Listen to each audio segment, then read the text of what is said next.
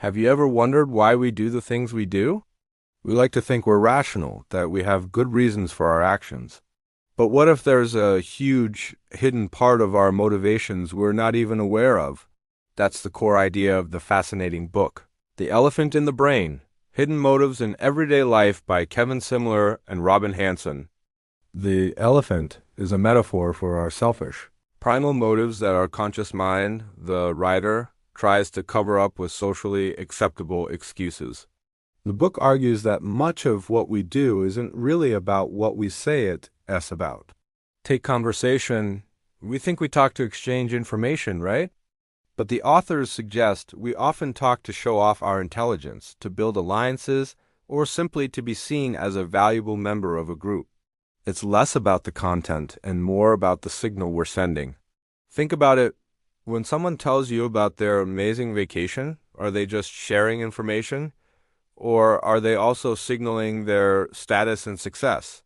This concept extends to so many areas of our lives.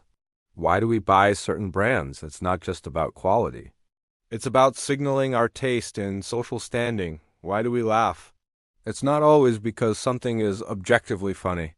Laughter is a social lubricant, a way to signal agreement and build bonds. The book even dives into things like art and charity. We say we appreciate art for its beauty, but it's also a way to display our cultural sophistication. We give to charity to help others, yes, but also to show our generosity and improve our reputation. One of the most powerful examples is education. We spend years in school, supposedly to learn skills for a job. But the book argues that a huge part of education is about signaling. Getting a degree from a prestigious university doesn't just prove you learned specific things. It signals to employers that you are intelligent, conscientious, and willing to conform to rules. It's a credential that says, I'm a good bet to hire, more than it is a certificate of specific knowledge. So what's the big lesson here? It's not that we're all terrible, selfish people. These hidden motives are a fundamental part of our evolutionary psychology. They helped our ancestors survive and thrive in social groups. The key takeaway is self-awareness. By understanding the elephant in the brain, we can become more honest with ourselves about our true motivations. We can ask ourselves, why am I really doing this? This honesty can lead to better decision-making and more authentic relationships. Instead of just trying to impress others, we can focus on what truly brings us value. Instead of just signaling our virtues, we can focus on genuinely being virtuous.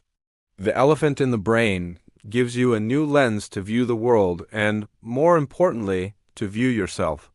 It's a bit unsettling at first, but ultimately, it's an incredibly empowering perspective. It challenges you to look past the surface and understand the deeper game of human interaction. That's a truly eye-opening read that will make you question everything you thought you knew about why people behave the way they do. If you're fascinated by psychology and human nature, I highly recommend picking it up. It will change the way you see everyday life. Thanks for watching. If you enjoyed this deep dive, don't forget to like, subscribe, and hit that notification bell for more content that makes you think.